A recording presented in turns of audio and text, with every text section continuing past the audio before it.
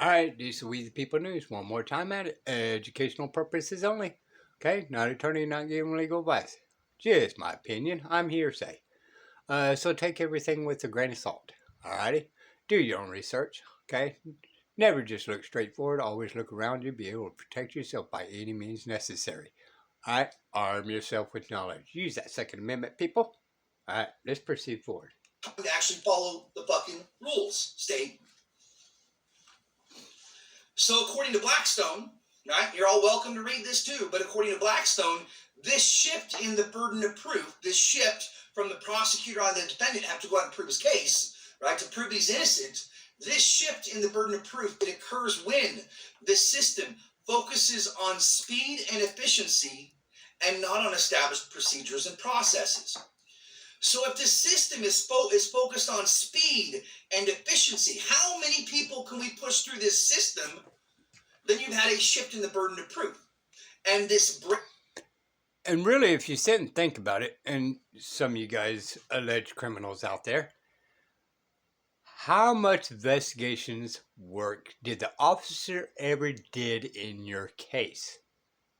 Or did attorneys actually have to do some of what investigation in your said case? If you had a good one. Okay? So we got to take everything with a grain of salt here, right? How much effort does these officers actually put in the investigation itself of the claimant? Breakdown of due process occurs when the defendant now has to go out and prove that he's innocent instead of the prosecutor having to prove that you're guilty. Now it is not innocent until proven guilty. It is guilty until proven innocent. It is... And I'm sorry about interrupting again. But remember this as well. In every state, where does the judges come from?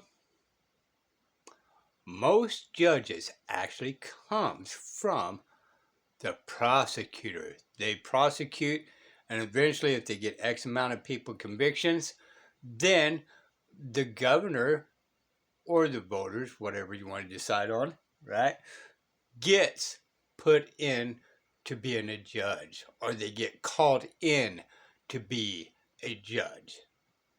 Okay? It's not by chance, really.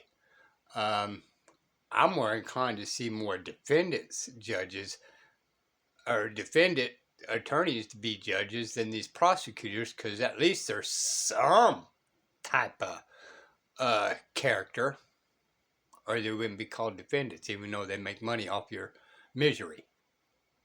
But sit and think about that, right? They already lie to the grand jury, the prosecutors do.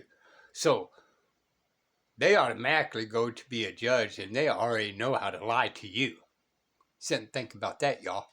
Shift in the burden of proof. It is a breakdown in due process. And where does it start? It starts from the very, very fucking first step. The very first step, right? Because the grand jury, the purpose of the grand jury is to protect the accused from hasty or malicious charges by an overzealous prosecutor. The purpose of the grand jury is to protect the accused from the prosecutor, and yet it is the prosecutor that denies you the right to a grand jury or the right to be present in the grand jury to confront the hearsay accusations that are against you. We have a breakdown of due process that's existing because the prosecutors are abusing the process and removing the one thing that protects you from the person denying you the right to be present or even the right to have it. And again, so who's there to actually defend you on that prosecutor lying that he can legally lie to the grand jury to? Who's there to protect you? All they're going by is off that prosecutor's lies. Enhances the reason why he can convict a ham sandwich. Grand juries out there, do better. If you even remotely think that prosecutor lied, deny it. We're going to win this case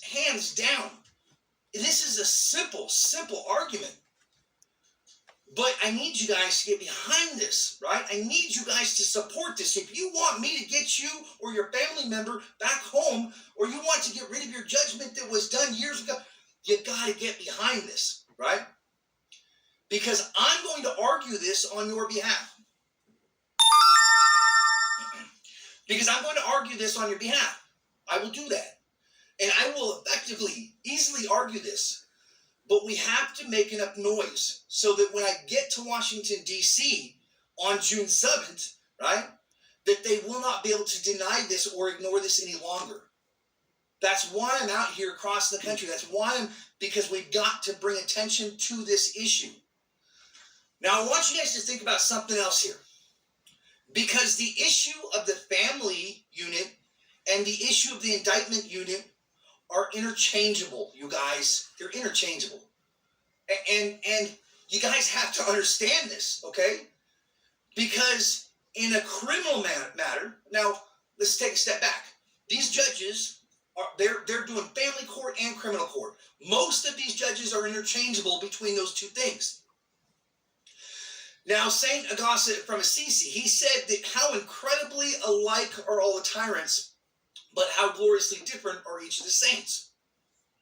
Tyrants are all the same. Guys, I've studied terrorism my entire life. My forensics degree was in terrorism, right? I know the terrorist tactics. That's why I know these deprivation tactics so well, is because I studied terrorism and dealt with terrorism my whole entire life. Guys, I know what the terrorist activities and behaviors are.